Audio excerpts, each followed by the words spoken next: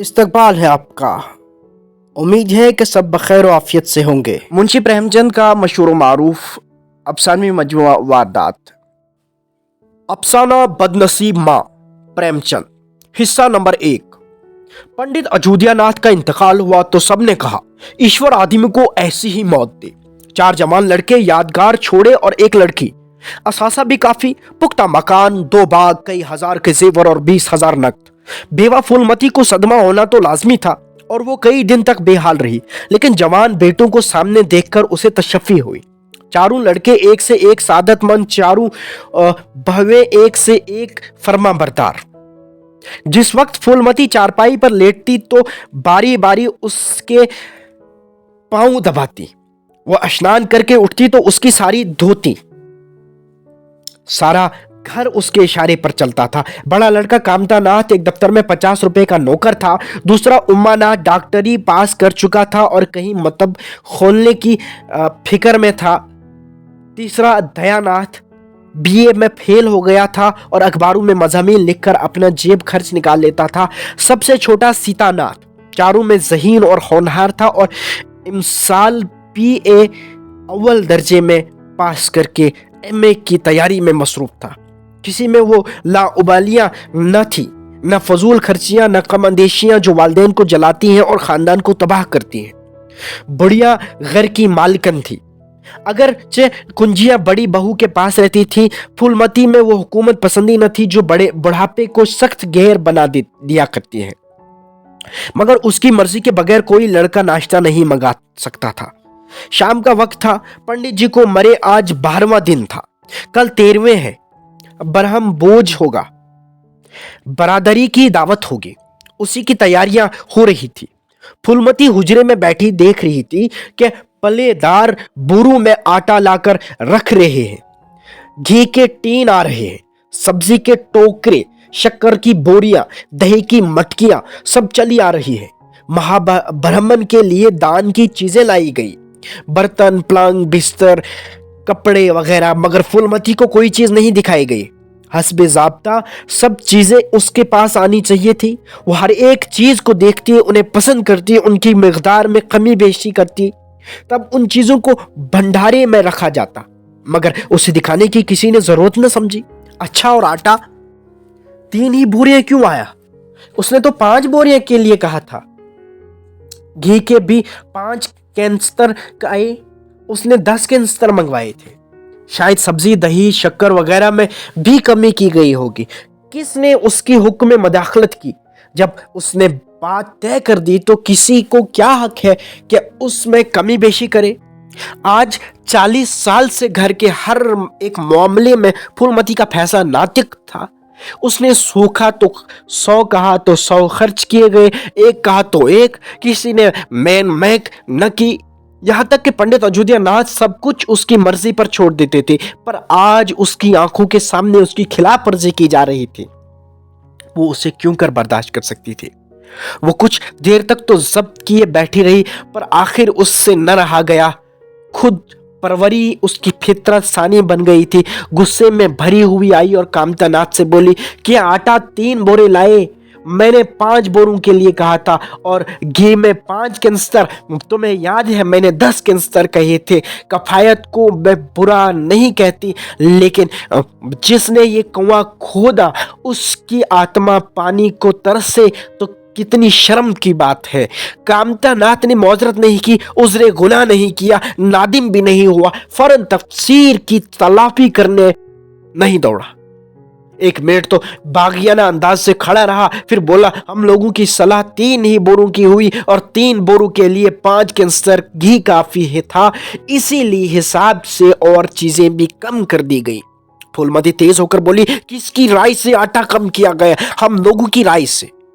तो मेरी राय कोई चीज नहीं है, क्यों नहीं, लेकिन अपना नफा नुकसान तो हम भी समझते हैं। फूलमती हक्का बक्का होकर उसके मुंह तकने लगी। इस जुमले का मतलब इसकी समझ में न आया। अपना नफा नुकसान, ये अपना क्या भला है? उसका वजूद कब से हुआ? इस घर के नुकसान की जिम्मेदारी उसके सर है। दूसरों को, ख्वाह वो उसके पेट के लड़के ही क्यों ना हो, उसके फैसले में दखल देने का हक क्या हक है? लौंडा उस तरह जवाब दे रहा है गोया घर उसका है। उसने मर मर कर ये गृहस्थी जमा की है, मैं तो गैर हूं, जरा उसकी खुद सरी तो देखो। उसने तहमकाना लहजे में कहा, मेरे नफा नुकसान के जिम्मेदार तुम नहीं हो, मुझे इख्तियार है, मैं जो मुनासिब समझूं वो करूं। अभी जाकर 2 बोरे आटा और 5 कैंसर घी और लाओ, और आइंदा से खबरदार जो किसी ने मेरी बात काटी।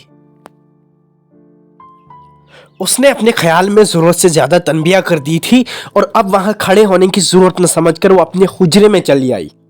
हालांकि कामता नाथ अभी वहीं खड़ा था और उसके चेहरे से ऐसा मुतरशा हो रहा था कि उसे उस हुक्म की तामील में कुछ उज़्र है। मगर फुलमती मुतमईन बैठी थी, इतनी तंबिया पर भी किसी को उसकी नाफरमानी की जुर्रत हो सकती है, ये उसके जहन में ना आया। मगर रफ्ता रफ्ता उस पर अब हकीकत खुलने लगी थी कि उसके घर में उसकी वो हैसियत नहीं रही जो 10-12 रोज पहले थी। रिश्तेदारों के यहाँ से नौईद में घी, शक्कर, मिठाई वगैरह आ रही थी। बड़ी बहू उन चीजों को खास अंदाज से संभाल कर रख रही थी। तीनों छोटी बहुएं भी भंडारे में घिसी हुई थी। माफ कीजिएगा, तीनों छोटी बहुएं भी भंडारे में घुसी हुई थी। कोई भी फूलमती से पूछने नहीं आता। बरादरी के लोग भी जो कुछ पूछते हैं वो कामतानाथ से या बड़ी बहू से। कामतानाथ कहाँ का बड़ा मुहतमिम है, दिन भर भंग पिए पड़ा रहता है, और बड़ी बहू जैसी भोहड़ औरत भला उन बातों को क्या समझ सकती है कि और क्या। सबके सब खानदान की नाक कटवाएंगे, वक्त पर कोई ना कोई चीज कम हो जाएगी, तब इधर उधर भागे फिरेंगे। इन कामों के लिए बड़ा तजर्बा और सलीका चाहिए। कोई चीज जरूरत से ज्यादा बन जाएगी और मारी मारी फिरेगी। कोई चीज इतनी कम बनेगी कि किसी पटल पर पहुंचेगी, किसी पर नहीं। आखिर उन सबों को क्या हो गया है? अच्छा, बड़ी बहू सैफ खोल क्यों रही है? वो सैफ को मेरी मर्जी के बगैर खोलने वाली कौन होती है? कुंजी उसके पास है जरूर, लेकिन जब तक मैं रुपए न निकलवाऊं वो संदूक नहीं खोल सकती। आज इस तरह खोल रही है गोया सब कुछ वही है, मैं कुछ हूं ही नहीं। इसने बड़ी बहू के पास जाकर तंद लहजे में कहा, सैफ क्यों खोलती हो बहू? मैंने तो खोलने को नहीं कहा। बड़ी बहू ने बेबाकाना अंदाज से कहा, बाजार से सामान आया है तो दाम ना दिया जाएगा? कौन चीज किस भाव से आई है और कितनी आई है मुझे कुछ मालूम नहीं। जब तक हिसाब किताब ना हो जाए रुपए कैसे दिए जाएं? हिसाब किताब सब हो गया है। किसने कहा? अब मैं क्या जानूं, जाकर अपने लड़कों से पूछो। फूलमती फिर आकर अपनी कोठड़ी में बैठ गई। उस वक्त बिगड़ने का मौका न था, घर में मेहमान भरे हुए थे। अगर उस वक्त उसने लड़कों को डांटा तो लोग यही कहेंगे कि पंडित मरते ही उनके घर में फूट पड़ गई। खून का घूंट पी पी कर रह जाती है। जब मेहमान रुखसत हो जाएं तब वो एक एक की खबर लेगी, देखेगी उस वक्त लड़के क्या बातें बताते हैं। मैं वो कार पुरदाजों की बेकायदगियों और फजूल कारियों और गलतियों का मुबसराना निगाहों से मुशाहिदा कर रही थी। 12 बजते बजते दावत शुरू हुई। सारी बिरादरी के लोग यकबारगी खाने के लिए बुलाए गए। फूलमती खड़ी खड़ी तमाशा देख रही थी। सहन में मुश्किल से 250 आदमी बैठ सकते हैं, ये सारी बिरादरी कैसे बैठेगी? 2 नपकतों में लोग बैठते तो क्या बुरा था। यही तो होता, 2 की जगह 4 बजे खत्म होती। मगर यहाँ तो सबको सोने की फिक्र पड़ी हुई है। तफतन शोर मचा। तरकारियों में नमक नहीं। बड़ी बहू जल्दी से नमक पीसने गई। फूलमती गुस्से से होंठ चबा रही थी, मगर उस मौके पर जुबान न खोल सकती थी। बारे नमक पिसा और पतलियों में डाला गया। यकायक फिर शोर मचा। पानी गर्म है। घर में बर्फ न थी। आदमी बाजार दौड़ा गया। बाजार में इतनी रात गए, बर्फ कहाँ? आदमी नाकाम लौट आया। मेहमानों को वही नल का गर्म पानी पीना पड़ा। फूलमती का बस चलता तो लड़कों का मुंह नोच लेती। ऐसी बदइंतजामी इसके घर में कभी ना हुई थी। इस पर सबको मालिक और मुनतजम बनने की धुन है। बर्फ जैसी जरूरी चीज मंगवाने की किसी को भी सुध न रही। सुधर कहां से आए जब किसी को गप मारने से फुर्सत न मिले। मेहमान अपने दिल में क्या कहते होंगे? दावत करने चले थे और घर में बर्फ तक नहीं। अच्छा फिर क्यों घर में हलचल मची? अरे गजब, किसी के शोरबे में एक मरी चूहिया निकल आई।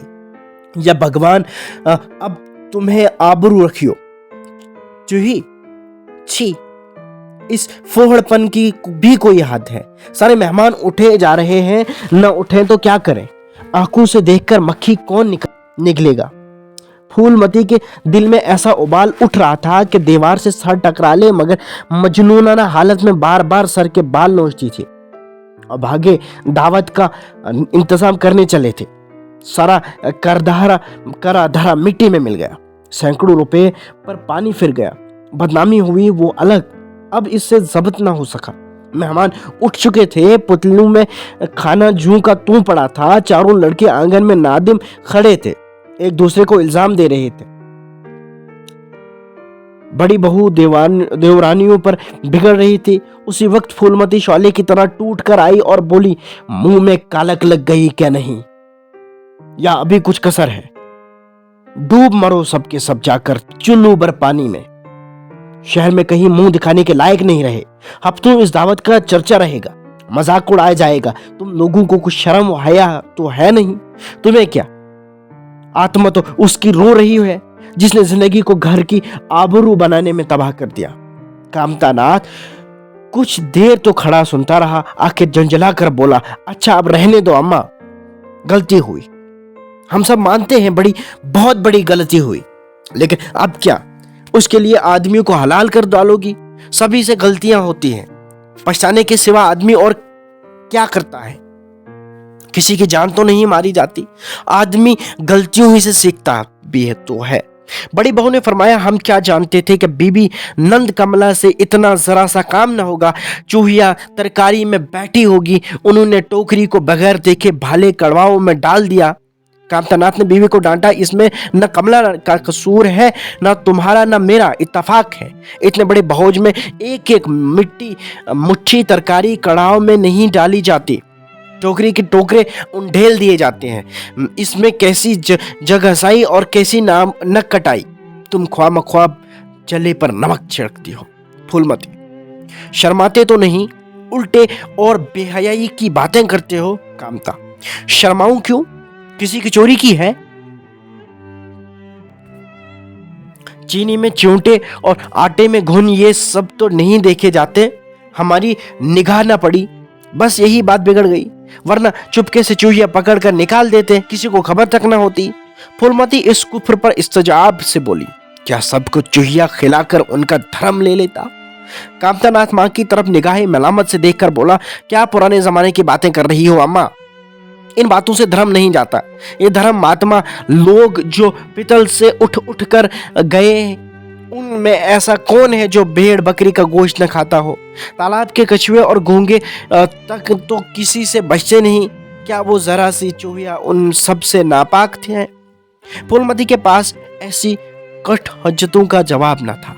अपना सा मुंह लेकर चली गई। बदनसीब मां का दूसरा हिस्सा। महीना 2 महीने गुजर गए हैं। रात का वक्त है। चारों भाई भंग पीकर कमरे में बैठे हुए मशवरा कर रहे हैं। बड़ी बहू भी उस मजलिस में शरीक है। कामतानाथ ने मसनद पर टिक कर कहा, मैं तो कुमत की शादी में अपने हिस्से की एक पाई भी नहीं दे सकता, आखिर मेरे भी तो बाल बच्चे हैं। अम्मा नाथ, तो यहाँ किसके पास फालतू रुपए है? 5-5 हजार ही तो एक एक के हिस्से में आते हैं। मुझे अपना मेडिकल हॉल खोलने के लिए कम से कम 5 हजार की जरूरत है। दयानाथ, मुझे भी प्रेस और अखबार की फिक्र है। 5 हजार अपने होंगे तो 5 हजार का कोई साझी और मिल जाएगा। मैं तो अपने रुपए में से 1 कौड़ी भी नहीं दे सकता। कामता, दादा ने 5 हजार जहेज ठहराया था। उसकी जरूरत ही क्या है कि पंडित मुरारीलाल के लड़के से शादी हो। लड़की किस्मत वाली हो तो गरीब घर में भी रह सकती है, बदनसीब हो तो राजा के घर में रोती रहेगी। ये तो नसीबों का खेल है। सीता ने शर्माते हुए कहा, यह तो मुनासिब नहीं मालूम होता कि तय की हुई सगाई तोड़ दी जाए। उनसे कहा जाए कि 5 हजार की जगह 3 हजार ले लें। इस तरह 5 हजार में शादी हो सकती है। मैं अपने हिस्से के सब रुपए दे दूंगा। कामतानाथ ने खिसियाकर भाइयों से कहा, सुनते हो इसकी बातें? उम्मा, जब ठोकरें खाएंगे तो आंखें खुलेंगी। कामता, اتنا یاد رکھو کہ ہم لوگ تمہاری تعلیم کے ذمہ دار نہیں ہیں۔ سیتا: جی ہاں یاد ہے اما، اور جو کہیں تمہیں ولایت جا کر پڑھنے کے لیے کل وظیفہ مل جائے تو سوٹ بوٹ اور سفر خرچ کے لیے روپے کہاں سے لاؤ گے؟ اس وقت کس کے سامنے ہاتھ پھیلاتے پھرو گے؟ کامتا: اور وظیفہ تمہیں ملے گا، کہو میں آج لکھ دوں۔ اس دلیل سے سیتا ناتھ کو بھی توڑ لیا۔ فی الواقع اگر اسے سرکاری وظیفہ مل گیا تو 4-5 ہزار یوں تیاریوں کے لیے درکار ہوں گے۔ کمد کے لیے وہ اتنی بڑی قربانی ہرگز نہیں کر سکتا کہ اپنی زندگی کی سب سے بڑی آرزو کو پامال کرے۔ بولا: ہاں ایسی حالت میں تو مجھے بھی روپے کی ضرورت پڑے گی۔ کامتا: تو اس کی ایک صورت یہی ہے کہ کمد کی شادی کم سے کم خرچ میں کر دی جائے۔ 1000 سے زیادہ ہم کسی طرح خرچ نہیں کر سکتے۔ پنڈت دین دیال کیسے رہیں گے؟ MA BA نہ صحیح ججمانی سے ان کی آمدنی 50 روپے ماہوار سے کم نہیں۔ عمر بھی ابھی 40 سال سے زیادہ نہ ہوگی۔ پچھلے سال ہی تو بیوی مری ہے، مجھے یقین ہے وہ بغیر جہیز کے راضی ہو جائیں گے۔ کامتا: یہ نہ کہو، وہ آج چاہیں تو 1000-2000 پا سکتے ہیں، مگر ہمارے ساتھ کچھ دب جائیں گے۔ تو یہی صلاح کہ مراری لال کو جواب دیا جائے اور دین دیال کے ساتھ سگائی کی جائے۔ دیا: اماں سے بھی پوچھ لینا چاہیے۔ کامتا: اماں سے پوچھنا بیکار ہے، ان کی تو جیسے عقل گھاس کھا گئی ہے، وہی پرانے وقتوں کی باتیں مراری لال کے نام پر دہار کھائے گی بیٹھی ہیں۔ یہ نہیں سمجھتی کہ وہ زمانہ نہیں رہا۔ اما: وہ مانیں گی نہیں، اپنے زیور بیچ کر شادی کریں گی، دیکھ لیجئے گا۔ کامتا: ہاں یہ ممکن ہے، زیوروں پر ان کا پورا اختیار ہے، یہ ان کا استری دھن ہے، وہ جو چاہیں کر سکتی ہیں۔ دیاناتھ: استری دھن ہے تو کیا اسے لٹا دیں گی؟ آخر وہ بھی تو دادا ہی کی کمائی ہے۔ کامتا: کسی کی کمائی ہو، استری دھن عورت کی چیز ہے۔ اما: یہ سب قانونی گورکھ دھندے ہیں، استری دھن کوئی چیز نہیں۔ گہنے 10,000 سے کم کے نہیں ہیں، اتنی بڑی رقم ہم کھو دینے کے لیے تیار نہیں ہیں۔ کسی بہانے سے یہ گہنے اپنے ہاتھ میں کرنے ہوں گے۔ ابھی دین دیال کا ذکر نہ کرو ورنہ تاڑ جائیں گی۔ گہنے اپنے پاس آ جائیں تو صاف صاف کہہ دو، تب کیا کر لیں گی؟ دیا: ہاں یہ ترقیب اچھی ہے۔ کامتا: مجھے دھوکے کی چال مناسب نہیں معلوم ہوتی، جس پر ہمارا حق ہے اس کے لیے ہم لڑ سکتے ہیں، جس پر ہمارا حق نہیں اس کے لیے ہم دھوکہ دڑی نہیں کر سکتے۔ دیاناتھ: تو آپ الگ بیٹھیے، میں جا کر کہتا ہوں کہ میں نے ایک اخبار میں مضمون لکھا تھا، اس پر سرکار مقدمہ چلا رہی ہے، 5000 کی ضمانت دینی پڑے گی، آپ اپنے زیور دے دیں تو میری جان بچ جائے گی، آپ لوگ بھی کچھ نمک مرچ ملا دیجیے گا۔ کامتا: نہ بھیا، میں اس کام کے قریب نہ جاؤں گا۔ سیتا: میرا بھی استعفیٰ ہے۔ اما: ان لوگوں کو جانے دو جی، ہم اور تم مل کر رنگ جما لیں گے، یہ دھرماتما لوگ ہیں، بھیا نوکر ہی ہیں۔ سیتا کو وظیفہ ملنے والا ہے، ضرورت تو ہمیں اور تمہیں ہے۔ بڑی بہو نے فرمایا 50 روپے کے ہی تو نوکر ہیں یا اور کچھ؟ اتنے دن مجھے آئے ہو گئے، پیتل کا ایک چھلا بھی نہ بنوایا، توفیق ہی نہ ہوئی، آج دھرماتما بنے ہیں۔ اما: اما کے زیور مل جائیں گے تو ان کا ہار تمہیں دے دوں گا، بھائی خاطر جمع رکھو۔ بڑی بہو: مل چکے وہ گڑ نہیں جو چینٹے کھا جائیں۔ دیا: اچھا تو اسی بات پر ابھی جاتا ہوں، زیور لے کر نہ آ جاؤں تو منہ نہ دکھاؤں۔ یہ کہنے کی ضرورت نہیں تھی، نہیں کہ دیاناتھ کی کوڑی چت پڑی۔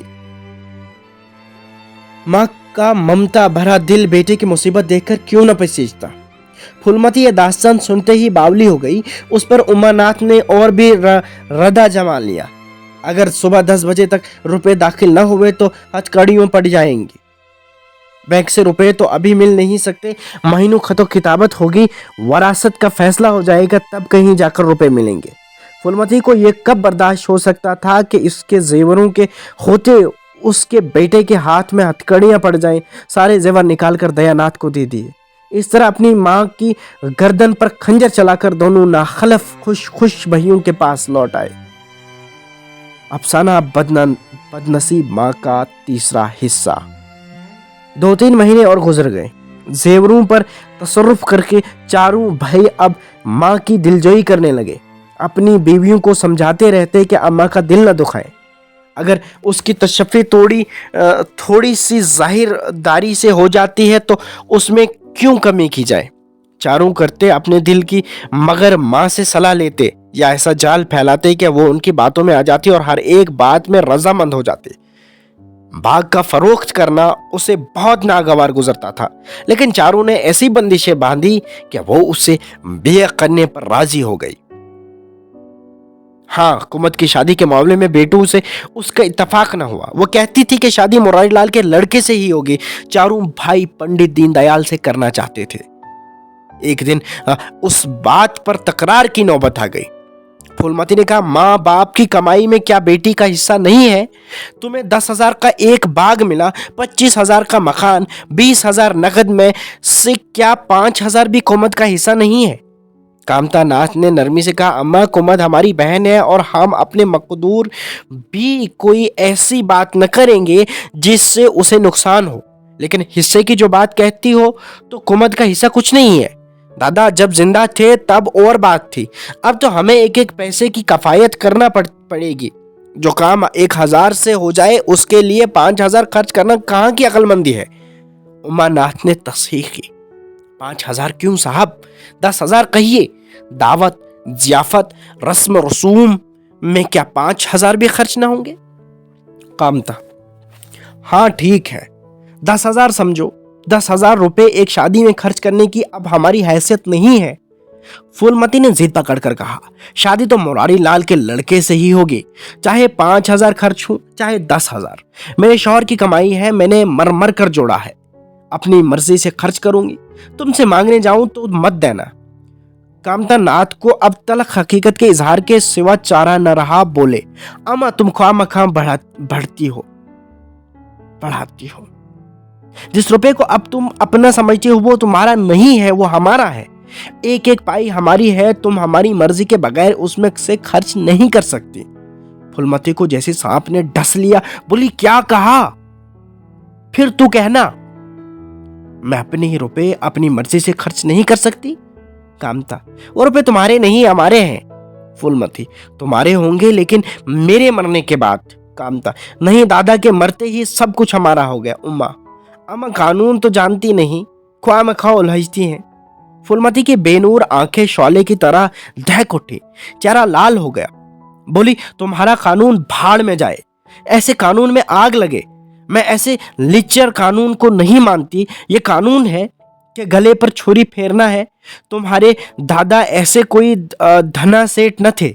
मैंने पेट और तन काट काट कर ये रुपए जमा किए हैं, नहीं तो आज उस घर में धूल उड़ती होती। घर ही कहाँ होता। मेरे जीते जी तुम मेरे रुपए छू नहीं सकते। मैंने तुम चारों की शादी में 10-10 हजार खर्च किए हैं। तुम्हारी पढ़ाई में भी 5-5 हजार से कम खर्च न हुए होंगे। कुमत भी तो मेरी ही पेट से पैदा हुई है, उसकी शादी में भी 10,000 खर्च करूंगी। जो कुछ बचेगा वो तुम ले लेना। उमानाथ ने झुलाकर कहा, भाई साहब आप नाहक अम्मा के मुंह लगते हैं। चलकर मुरारी लाल को खत लिख दीजिए, तुम्हारे यहाँ शादी ना होगी।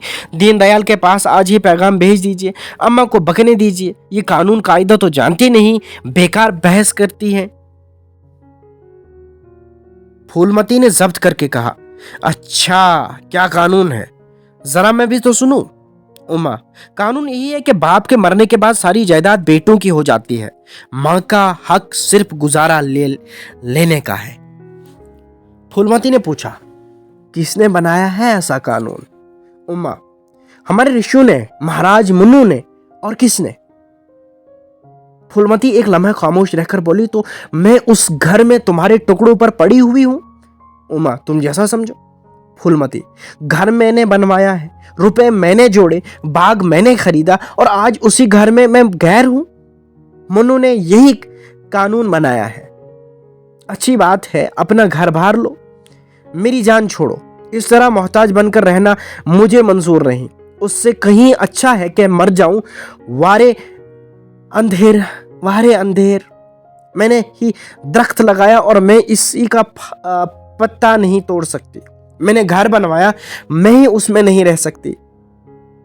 अगर यही कानून है तो इसमें आग लग जाए।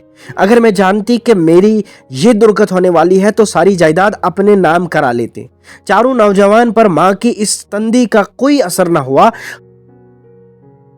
कानून का फौलादी ज़रा उनकी हिफाजत कर रहा था, उस कच्चे लोहे का उन पर क्या असर होता। शाम हो गई थी। दरवाजे पर नीम का दरख्त सर झुकाए खड़ा था, उसके पत्तों में भी हिस्स न थी। रुखसत होने वाली आफताब की ठंडी किरणें जैसे चाय जाए पनाह ढूंढती फिरती थी।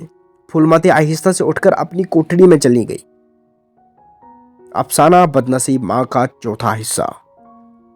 फूलमती अपने कमरे में जाकर लेटी तो उसे मालूम हुआ कि उसकी कमर टूट गई है। शौहर के मरते ही अपने पेट के जने लड़के उसके दुश्मन हो जाएंगे, उसका उसे कभी ख्वाब में भी गुमान न हुआ था। जिन लड़कों को उसने खूनी जिगर पिला पिला कर पाला, जिन पर उसे अपना इतना गरूर था, वही आज उसे यूं आंखें दिखा रहे हैं। वाह रे जमाने की खूबी, अब इस घर में रहना उसे अजाब मालूम होता था। जहां उसकी कुछ कदर नहीं, कुछ गिनती नहीं, वहां लावारिसों की तरह पड़ी रोटियां खाए। यह उसकी खुददार तबीयत के लिए हद दर्जा गिरा था, मगर चारा ही क्या था। वो लड़कों से अलग होकर रहे भी तो किसकी नाक कटेगी। जमाना उसे थूके तो क्या और लड़कों को थूके तो क्या, बदनामी तो उसकी है। दुनिया तो यही कहेगी कि 4 जवान बेटों के होते बुढ़िया अलग पड़ी हुई मजदूरी करके पेट पाल रही है। जिसे उसने हमेशा हकारत की नजर से देखा, वही अब उस पर हंसेंगे। नहीं, ये जिल्लत उस बेकसी की जिल्लत से कहीं ज्यादा दिलशिकन थी। अब उसे अपने आप को एक नए तर्ज अमल का आदी बनाना पड़ेगा। अब जमाना बदल गया है, उसे अब नए माहौल के अंदर जिंदगी बसर करनी होगी। अब तक मालिकन रही, अब लौंडी बनकर रहना पड़ेगा। ईश्वर की यही मर्जी है। अपने बेटों की लातें और बातें गैरों की लातों और बातों के मुकाबले में फिर भी गनीमत है। वो बड़ी देर तक मुंह ढांपे अपने इस बेकसी पर रोती रही। सारी रात उसी रूहानी कोफ्त में गुजर गई। झाड़ू की सुबह आहिस्ता आहिस्ता डरती डरती तारीखी के पर्दे से निकली, जैसे कोई कैदी छुप कर जेल से निकल आया हो। फूलमती आज मामूल के खिलाफ तड़के ही थी उठी। रात भर उसका रूहानी तना सुख हो चुका था। सारा घर सो रहा था और वो आंगन में झाड़ू लगा रही थी। रात भर शबनम में भीगी हुई पुख्ता जमीन उसके नंगे पैरों में कांटों की तरह चुभ रही थी। पंडित जिंदा थे तब उसे बहुत सवेरे ना उठने देते थे। ठंड उसे बहुत मुज़र थी, मगर अब वो दिन नहीं रहे। झाड़ू से फुर्सत पाकर उसने आग जलाई और कंकरियां चुनने लगी। रफ्ता रफ्ता लड़के जागे, बहुएं उठी। सब उन्हें बुढ़िया को सर्दी से सुकड़े हुए काम करते देखा, पर किसी ने यह न कहा कि अम्मा क्यों हलकान होती हो। शायद वो बुढ़िया की उस बेकसी पर दिल में खुश हो रहे थे। आज से फूलमती का यही वतीरा हो गया कि जो कुछ बन पड़े, घर का काम करना, सारे घर की खिदमत करना और इंतजामी अमूर से अलग रहना। उसके चेहरे पर जो एक खुददारी की झलक नुमाया थी, उसकी जगह एक हसरतनाक बेबसी छाई हुई नजर आती थी। जहां बिजली चलती थी, वहां अब तेल का चिराग टिमटिमा रहा था, जिसके बुझाने के लिए हवा का एक हल्का सा झोंका काफी था। भाइयों ने तयशुदा तजवीज़ के मुताबिक मुरारी लाल को इनकारी खत लिख भेजा। दीनदयाल से कुमत की शादी हो गई। दीनदयाल की उम्र 40 से कुछ ज़्यादा थी और ख़ानदानी वजाहत में हेचे थे, लेकिन रोटी दाल से खुश थे। बगैर किसी करार के शादी मंजूर कर ली। तारीख मुकर्रर हुई, बारात आई, शादी हुई, कुमत रुखसत हो गई। फूलमती के दिल पर क्या गुजर रही थी उसे कौन जान सकता है। कुमत के दिल पर क्या गुजर रही थी उसे भी कौन जान सकता है। लेकिन चारों भाई बेहद खुश थे, गोया उनके पहलू से कांटा निकल गया। शरीफ खानदान की लड़की घर वालों की रजा में राजी थी। तकदीर में आराम लिखा होगा, आराम करेगी। तकलीफ लिखी होगी, तकलीफ उठाएगी। घर वालों ने जिससे शादी कर दी, उसमें 1000 ऐब हों तो यही उसका माबूद, उसका मालिक। इन हराफ उसके वहम व गुमान से बाहर था। फूलमती ने उस किसी काम में दखल न दिया। कुमत को क्या दिया गया, मेहमानों की क्या खातिर मदारत की गई, किसके हाथ से नौईद में क्या आया, उसे किसी अम्र से सरोकार न था। उससे कुछ सलाह भी ली गई तो यही कहा कि बेटा, तुम लोग जो कुछ करते हो अच्छा ही करते हो, मुझसे क्या पूछते हो। जब कुमद के लिए दरवाजे पर डोली आ गई और कुमद माँ के गले लिपट कर रोने लगी तो वो उसे अपनी कोठरी में ले गई और जो कुछ 50 रुपए और 2-4 जेवर उसके पास बच रहे थे बेटी की आंचल में डालकर बोली, बेटी मेरी तो दिल की दिल ही में रह गई, नहीं तो आज क्या तुम्हारी शादी इस तरह होती और तुम इस तरह विदा की जाती। कुमद ने रुपए और जेवर आंचल से निकालकर माँ के कदमों पर रख दी और बोली, अम्मा मेरे लिए तुम्हारी आशीर्वाद लाखों रुपयों के बराबर है, तुम इन चीजों को अपने पास रखो, नहीं मालूम अभी तुम्हें किन किन मुसीबतों का सामना करना पड़ेगा। फूलमती कुछ कहना चाहती थी कि उमानाथ ने आकर कहा, क्या कर रही हो कुमद, चल जल्दी कर, साथ टली जाती है, वो लोग जल्दी मचा रहे हैं, फिर तो 2-4 महीने में आएगी ही, जो कुछ लेना देना हो ले लेना। फूलमती ने दिल को संभाल कर कहा, मेरे पास अब क्या है बेटा जो मैं उसे दूंगी, जाओ बेटी भगवान तुम्हारा सुहाग अमर करे। कुमद रुखसत हो गई। फूलमती पछाड़ खाकर गिर पड़ी। बदनसीब माँ का 5वां हिस्सा। 1 साल गुजर गया। फूलमती का कमरा घर में सब कमरों से वसी और हवादार था। उसने उसे बड़ी बहू के लिए खाली कर दिया और एक छोटी सी कोठरी में रहने लगी जैसे कोई भिखारन हो। लड़कों और बहुओं से उसे अब कोई ताल्लुक न था। वो अब घर की लौंडी थी। घर के किसी फर्द से किसी मामले से दिलचस्पी न थी। वो जिंदा सिर्फ इसलिए थी कि उसे मौत न आती थी। खुशी और रंज का उसके ऊपर कोई असर न था। उमानाथ का मतलब खुला अहबाब की दावत हुई। दयानाथ ने अखबार जारी किया, फिर जलसा हुआ।